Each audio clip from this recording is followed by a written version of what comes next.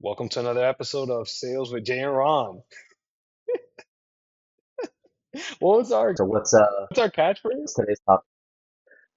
I don't even fucking remember. Turning. Oh, turning's I don't even yeah. I don't even know if we need to say it. Turning fucking script readers into salespeople. There it is. There it is.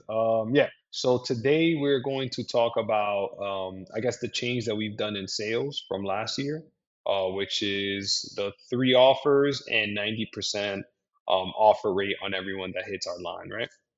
So today we're going to be talking about the three offer process. What the three offers are is three offers we make to a seller that we know is ready to sell the property. We have all the information to make an offer and they're ready to go.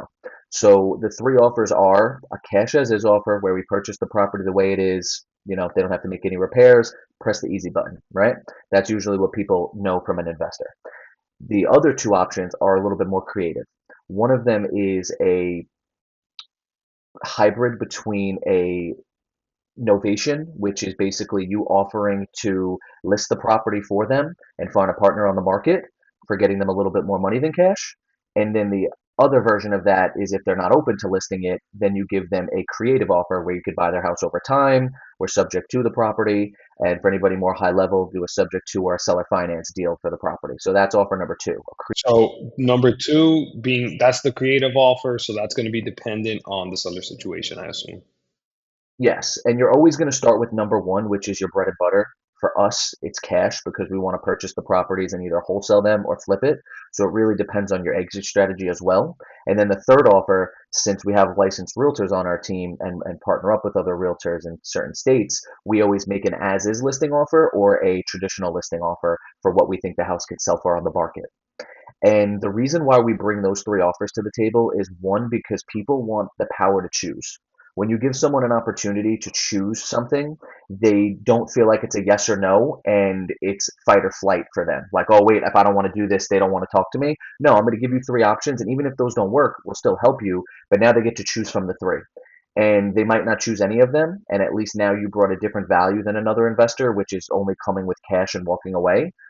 And you also showed you tried to help them do what's best for them. And sometimes that leads to not making an offer. And that's where the 10% lies because you're always supposed to offer on 90% of the people you speak to. So that 10% should be you creating value in a different way. Maybe it's having them understand why they're not ready to sell. Maybe it's showing them a different path for them keeping it as a rental. But any way you could create value so that in the future you might get a referral or you might get an opportunity to make another offer. Yeah, that's gold right there. And I know the reason why we made that adjustment is because with last year, I mean, yeah, last year was brutal, I think, for most investors in the residential space. But what that did, though, right, was if you were competing with, 10 guys on a property, most people can't withstand like a rougher year. So what happened is they dropped off, they went to crypto or to day trading, like they did something that's the next like cool thing to do. So then now that allows someone like us or Jagger in particular to put in three offers, right? Because you're not scared of someone coming in behind you, right? So like that, Exactly. that right there is where the value is. So if you know that to be true, then you want to try to give offers to everyone we can because you know it's very unlikely that there's going to be more people behind you. Like let's say it was what in what year was like in 22, 21. It was crazy because the ARVs kept going up at a drastic rate. So they're like, hey, we can offer more, we can offer more. It's not the same anymore. So now if this is your number, we can feel confident in that number, right? Exactly. Yeah. And we just feel like the power of three offers is something not everybody's doing. So it helps you stand out a little bit. And also, people don't remember people who don't bring value to them. So if you don't make any offer, you're not bringing any value. And if you don't try to help them in any way, they're just going to move on to the next person. So we feel like, the power of three offers definitely creates a little bit more of an opportunity for you to get the deal and at least make yourself more, um, more accessible for other options. Yeah, no, for sure. I mean, we've been able to monetize on a lot of retail listings now, right? As opposed to maybe before, if you're just strictly off market, something like something that's basically retail comes in, you're like, let me get that out the way. Like that's just, in my way. Now we've learned to kind of monetize that. So I think that's like a hidden value for anyone in the off market space. Yeah.